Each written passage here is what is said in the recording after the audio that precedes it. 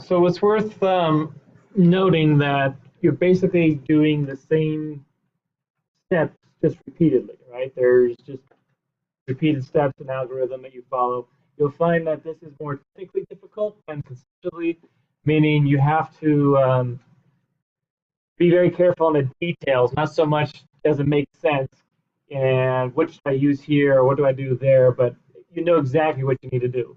For instance, we did the conic sections before where you had to figure out, well, is this a parabola, is this a hyperbola, and these are all different types of equations. One has a minus, one has a plus, one has a LLR. So many things conceptually you have to figure out, well, what is this? Where this is kind of on the other end where it's basically the same thing every single time. You just have to be careful on the details and don't miss a negative. So keep that in mind as you're doing this before we start, that you want to think in that frame of mind of watch for details. I just want to go over the first one just to make sure we understand the process here, though. So 3 goes into 5 one time, and then you always multiply these two, put underneath here, subtract, and bring down the next number, and repeat. Right? So it's just a repetitive process that we go and redo over and over and over. Once you get good at it, it does become easier.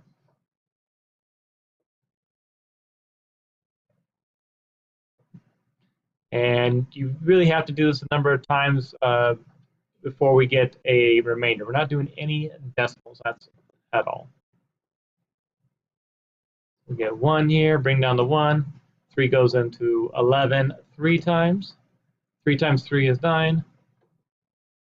And here we'll get what? 2. Bring down the 7. 3 goes into 7 9 times, right? So, and we can verify that if we need to check that this is the right answer because our divisor, 3, times our quotient,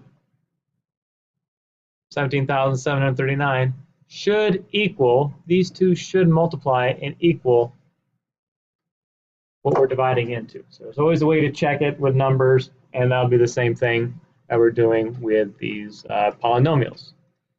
Okay, so let's do the same process, but with polynomials.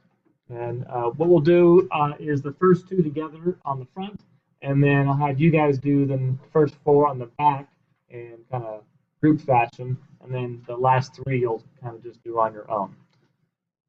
So set it up the same exact way, copy it down correctly, be very careful and cautious. If you find out that it's not enough space after you're doing the first few here, you can go ahead and do the others on another piece of paper if that's better. But you do need a little bit of space to do all this.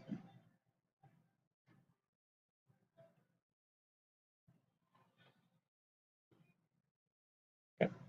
So first ask yourself, right, we need to multiply something by this, whatever's in front, and we really just focus on the first term here. Don't worry about the -1 here.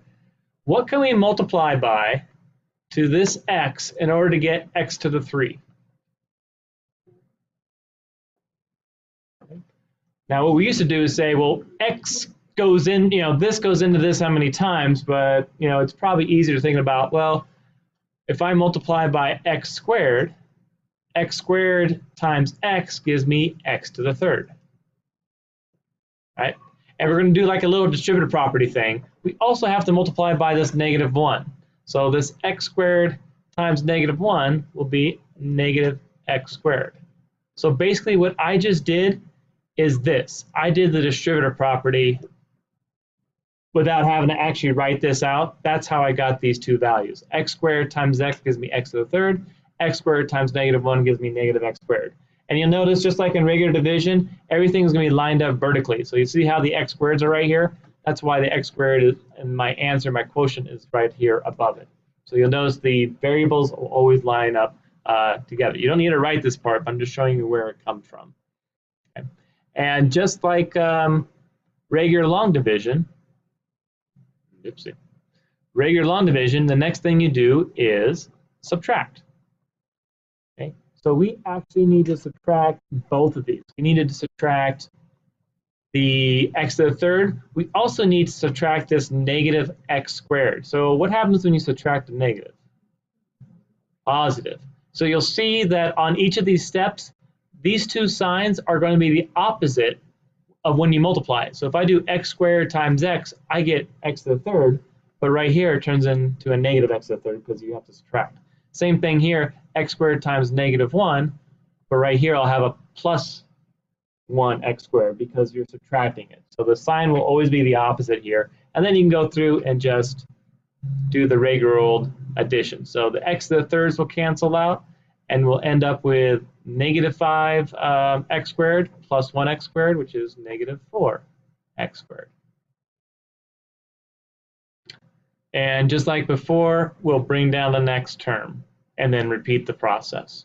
So it's very similar to when you just have numbers, except for this distributive property part and changing of the signs. I mean, we did change the sign technically with the numbers. We always made it a minus because they were always positives. But now we have the possibility of going from negative to positive, not just positive to negative. So once again, just repeat. We're trying to find out what times x gives me the negative 4x squared.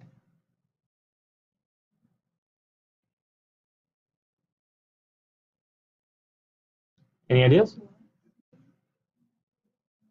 Yeah, we need the negative 4, right? That gives negative 4. And how many x's do we need? Yeah, we need 1 because we already have 1 here. So x times x will give me the x squared, and the negative 4 times the 1 will give me negative 4. So that's how you make the decision. As long as these two multiply to the first term here, you're okay.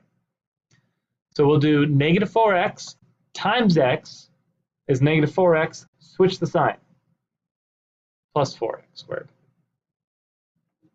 Switch the sign. Negative 4x times negative 1 is positive 4x, switch the sign.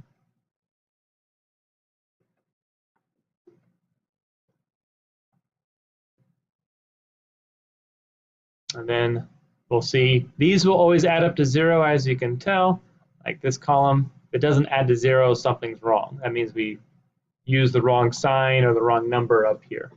So if that's adding to 0, you're in good shape. So now we have, what's negative 4x minus 4x?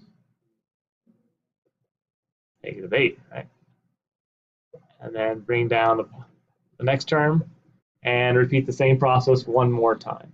So very repetitive, like I said, very technical, being very careful with the negatives.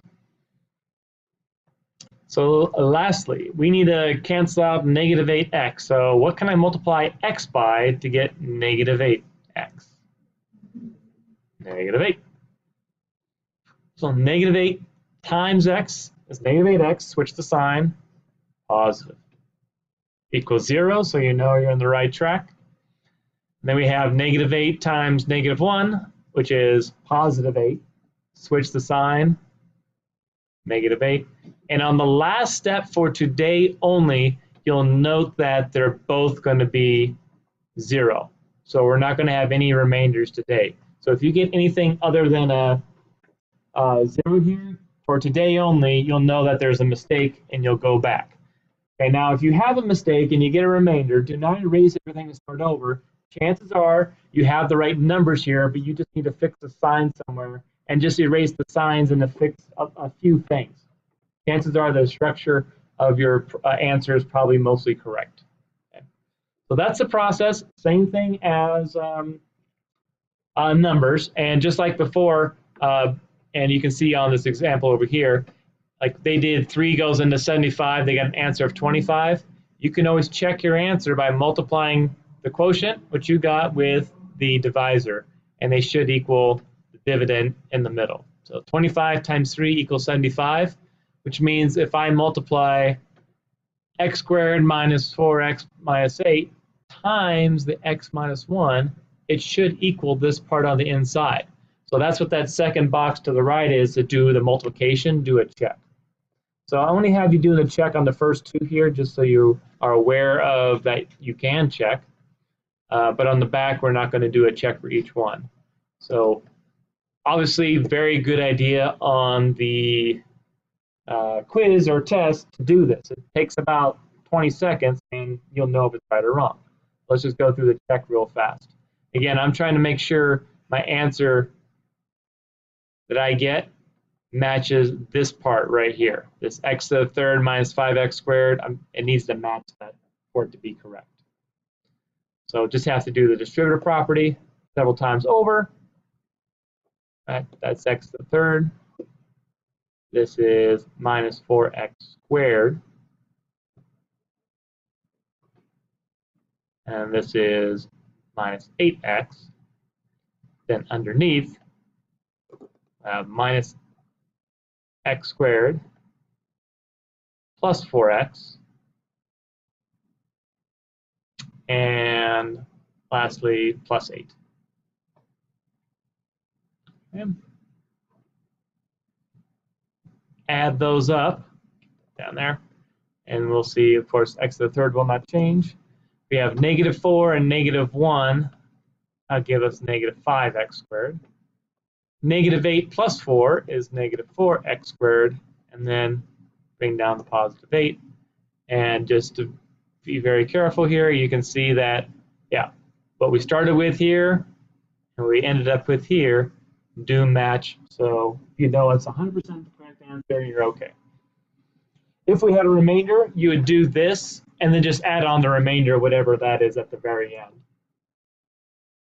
So if we had a remainder of 2, we just add 2 and be a plus 10 instead of a plus 8. So remainders are just one more small step.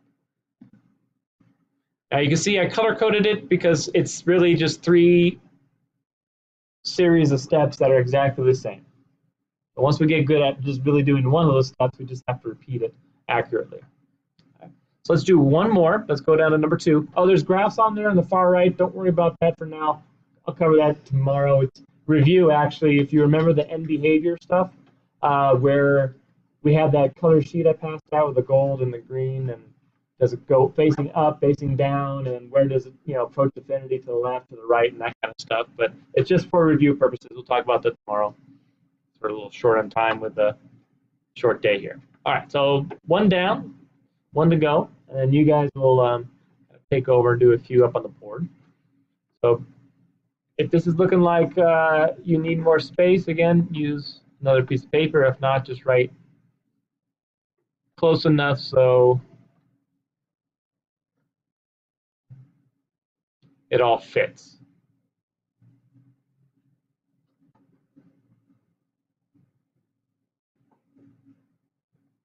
Outside of negatives, the number 2 mistake on these is usually just not writing the problem down correctly, just copying it wrong and missing an exponent or something.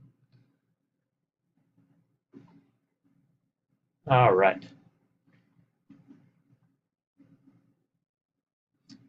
So we have the first term we're trying to get rid of is this x to the 4th right here. So what can I multiply x by to get x to the 4th? X to the 3rd. I'm going to write it above the other x to the 3rd. Keep those lined up. So x to the 3rd times x is x to the 4th. Switch the sign, negative x to the 4th.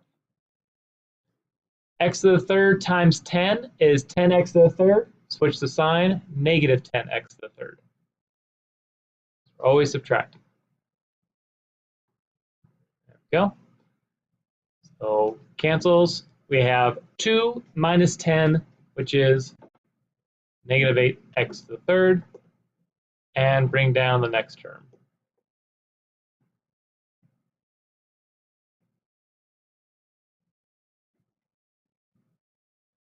And repeat.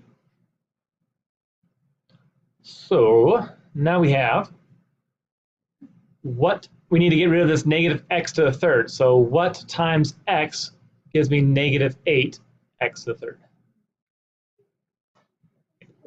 Negative 8x to the 2nd.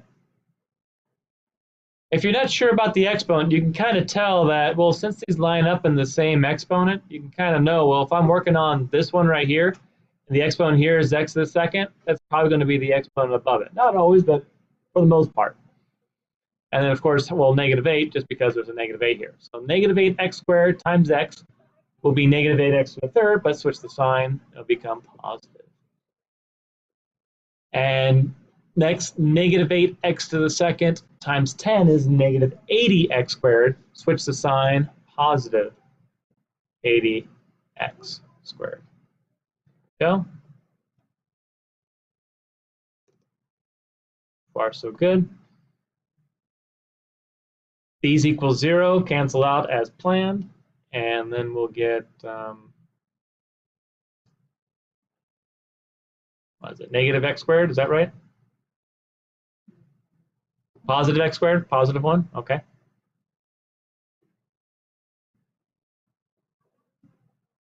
Here we go, bring down that 20x, and second to last time.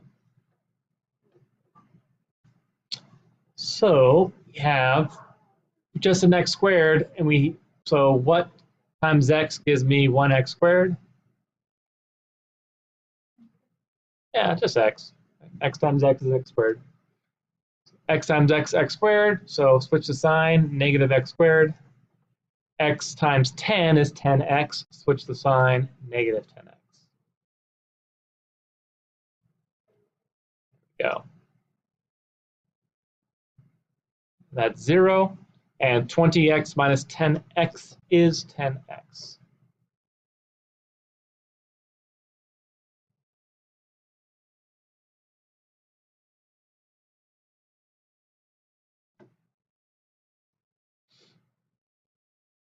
And at this point, you can probably tell, well, can I multiply x plus 10 times something that will cancel both of these out or not? So if you can tell right now if there was a mistake, you could probably go back and look before you move any further. But this looks pretty safe. So I need to cancel out 10x. So what times x is 10x? Plus 10. 10 times x. Switch the sign, negative 10x. 10 times 10, 100. Switch the sign, negative 100. Right, and at this step, and only today, both of these will come out to be 0 remainder. So at that last step, they both should be equaling 0.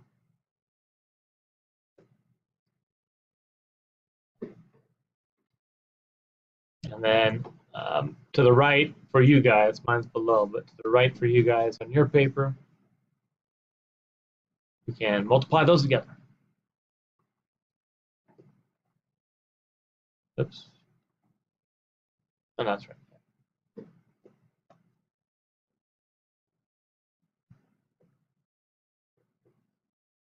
There we go.